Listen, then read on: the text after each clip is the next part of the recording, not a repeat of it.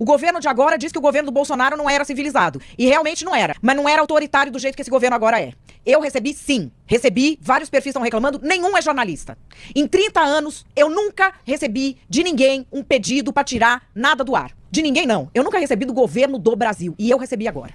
É o seguinte, é um post que eu fiz sobre o PL da misoginia. Eu vou falar melhor disso depois, não tem nada a ver com o antagonista, é um post meu, pessoal, chegou no meu e-mail, um e-mail do Twitter, do X, com um documento que eu já verifiquei e é verídico, da Advocacia Geral da União, que diz que a parte interessada é Érica Hilton, eu não entendi, é um documento assinado por 3 homens para me calar na minha opinião sobre o PL da misoginia.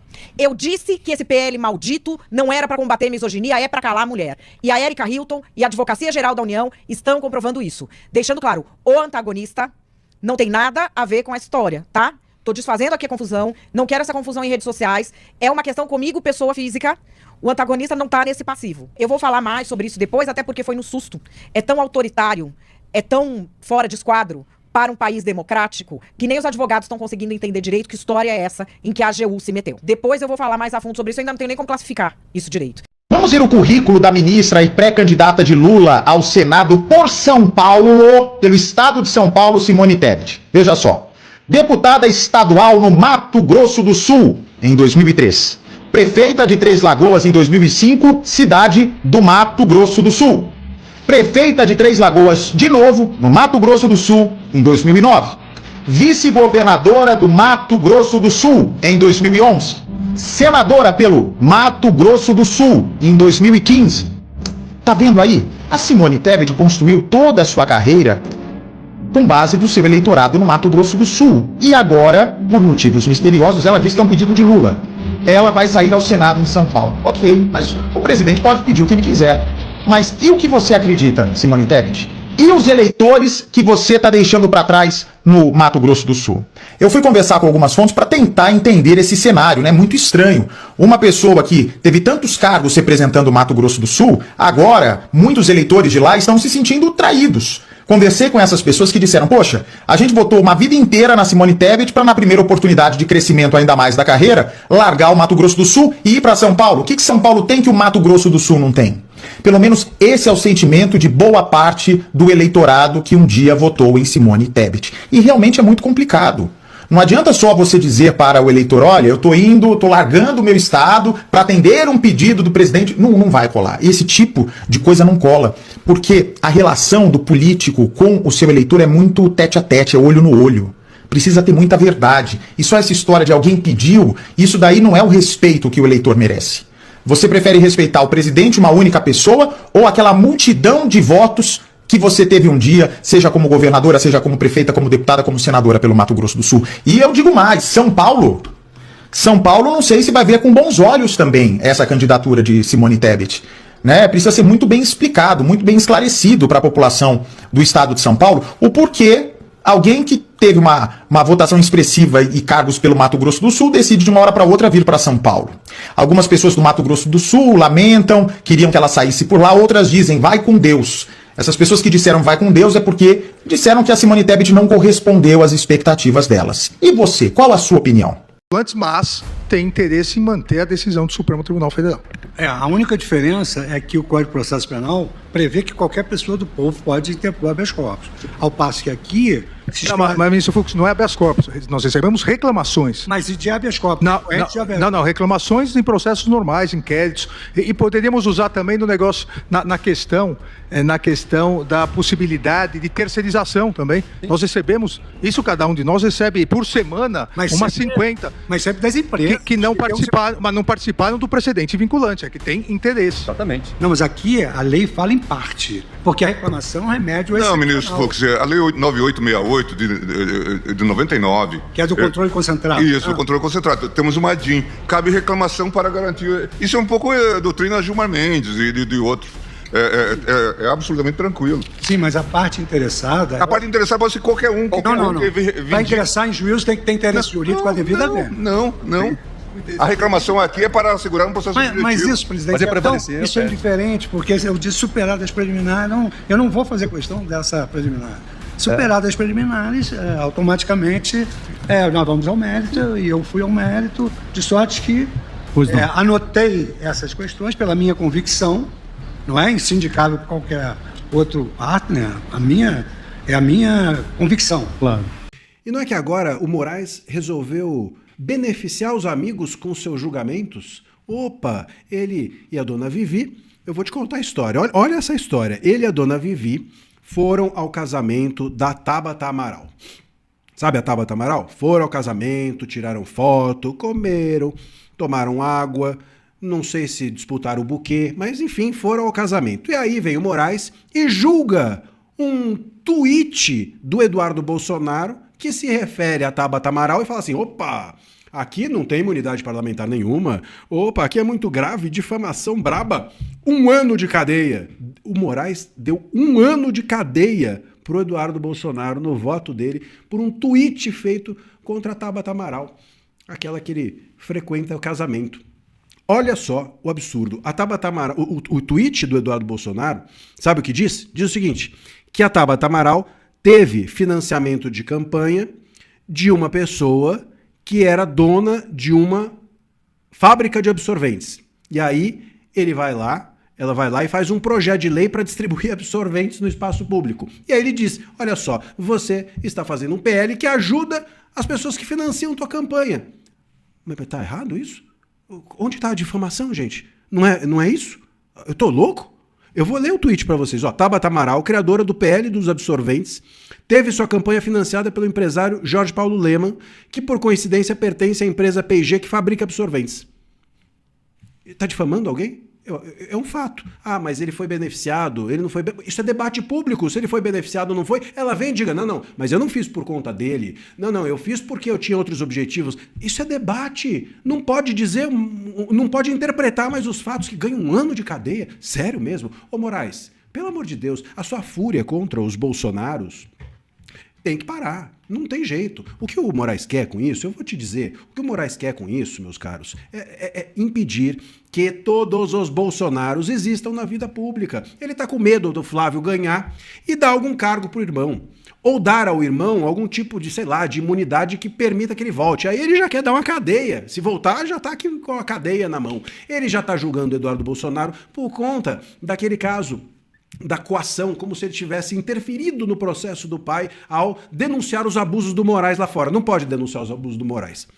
O Lula tá doidinho, descontrolado, descompensado. Não sei se vocês viram, mas eu vou mostrar agora para vocês o vídeo dele dizendo, do púlpito do governo, que vai regular nesse ano eleitoral tudo que é digital. Vou regular tudo que é digital, disse o Lula. Eu vou te mostrar o vídeo agora, e aí você vai, eu vou te contar o que vai acontecer nesse ano eleitoral com a liberdade de expressão e com as redes sociais, com esse Lula, ó, fora da casinha. E nós precisamos agora regular tudo que for digital, para que a gente dê soberania ao nosso país e que não permita, inclusive, intromissão de fora, sobretudo no ano eleitoral.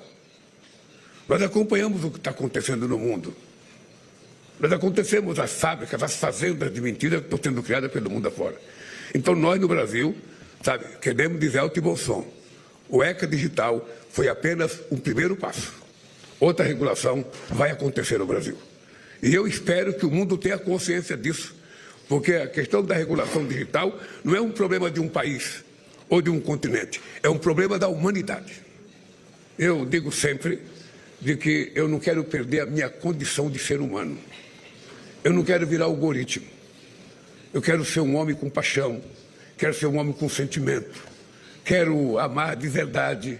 Eu não quero nada digital, eu quero tudo, sabe? Que a gente possa voltar a se comportar como ser humano.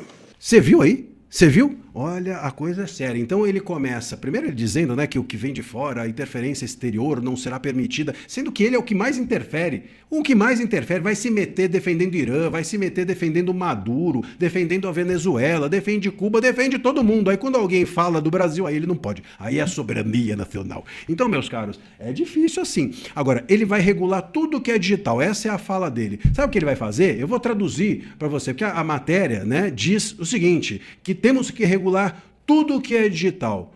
O que ele está dizendo para a gente é que ele vai censurar tudo que é relacionado às redes sociais para que não haja, não interferência exterior, mas para que a oposição não ganhe aqui no Brasil. A Malu Gaspar trouxe hoje no Globo, na sua coluna, uma apuração mostrando como o Fachin, ou melhor, o Fraquim, como ele foi apelidado dentro do próprio Supremo pelos seus coleguinhas, ele não ganha uma, ele só perde, ele só se submete. É incrível, o Fachin é um banana, essa é que é a verdade. E a Malu Gaspar mostra isso, porque ele não consegue moralizar a corte e não tem pulso firme para se colocar contra os ministros e também não se coloca do lado de lá. Não assume que faz parte da banda podre, mas também não confronta-se com a banda podre. O Fachin, ele está no meio de uma briga de faca, só que a faca dele é muito pequenininha. A jornalista Madeleine Laxo. Quando vi este nome, confesso, desculpa, Madeleine, mas eu tive que rir, porque eu lembro do seu passado e do quanto você ajudou o regime a perseguir a direita. E aí ela foi pro X, só que como ela me bloqueou, eu nem vejo as postagens dessa senhora, e ela reclamou, ó, lembram quando eu disse que o PL da misoginia era apenas desculpa para calar mulheres? Está comprovado, acabo de receber do X, de Elon Musk, um pedido da censura feito por Erika Hilton e levada adiante pela AGU. Se juntaram para pedir para eu deletar um post. Foi só um post, nem foi o perfil inteiro, hein, Madeleine? Foi só um post. Ainda assim, eu discordo, eu defendo a tua liberdade de expressão. Amanhã farei uma live. Aí ela fala que 30 anos em jornalismo, a primeira vez que ela tem que apagar o negócio, lá. Mas quem é Madeleine Laxo? Ela estava naquela live daquela confusão, quando o Pavinato entra na Revista Oeste, eu falo, o Pavinato ajudou o regime de censura, seria interessante ele se retratar pelo que ele fez. Nunca falei em pedir desculpa ao Bolsonaro ou fazer boicote ao Oeste, mas aqui tá, ó, Madeleine Laxo, deputado com meu capim, que me processou, perdeu também, né? Luciano Ayan, que eu acho que todos vocês conhecem, o Fábio Panunzi, então a turminha da censura aqui rindo da cara da galera que estava sendo censurada. Ela mesma fala que colaborou com o regime e forneceu informações para a infame CPMI das fake news. Esse vídeo aqui de 2019, Madeleine Laxo, aqui o Ayan e aqui o Panúzio, tá? Presta atenção. Com essa reconfiguração do PSL, você acha que vai sair coisa boa dali? Vai? Acho não, eu sei que... É preciso dizer que ela ajuda a CPI, né? Também. Duas pessoas muito importantes aqui conosco. CPI é a CPMI das fake news. Então, Madeleine Laxo, Luciano Ayan forneciam dossiês das pessoas que eles não gostavam e que queriam que o regime perseguisse. A gente avisou, ó, vai começar com os bolsonaristas, mas vai atingir todo mundo. Um último recorte aqui da Madeleine é esse aqui. Olha só o que ela pensa sobre liberdade de expressão. É o Estado que tem que regrar a liberdade de expressão dentro do Estado? Eu já discordo um pouco de você. Quem que vai regrar? Ninguém. Então, ela acha que o Estado tem que regrar a liberdade de expressão. Tá gostando, dona Madeleine? Isso que o Estado ainda foi mais bonzinho com a senhora do que comigo. Eu simplesmente até hoje não sei qual é o post que eu fiz, derrubaram todos os meus perfis. A senhora teve somente uma postagem e já tá aí dando bote com bumbum. Não gostaria que isso acontecesse, mas talvez agora a senhora entenda por que o Estado não tem que regular a liberdade de expressão. Coloca o vídeo da Choquei pra gente mudar a pauta. O porquê que vocês eram pró-Lula nas redes sociais. A sua equipe, todos são Lula, acabou que, com o passar do tempo, a gente descobriu que todos eram, e o motivo da gente que eu falo, eu, né, no caso, defender isso nas redes sociais, a primeira foi, Lula era um candidato que batia de frente com o Bolsonaro pra barrar a reeleição dele, na qual eu não apoiava. Mas você diria que a cobertura da Choquei das eleições ajudou o Lula, de certa forma? Eu falo que ajudou por conta dos gráficos que a gente estava recebendo. Por exemplo, quando a gente tinha um determinado assunto, debate na Globo. Quando terminava o debate, uns 30 minutos, uma hora depois, saiu o gráfico. O mapa vermelho e o mapa verde. A Choquei sempre estava no mapa vermelho. Tipo assim, muita gente acompanhando os conteúdos que o Lula falava pelo debate e dando RT pela Choquei. Ontem, o Gaia, ele propôs aí uma CPI da Choquei, tá? Eu coloquei aí em primeira mão, urgente, à noite tem um requerimento, tá? E eu acho, assim, nós temos aqui argumentos importantes para a instalação dessa CPI. Perdão, olha aqui, ó, vamos lá.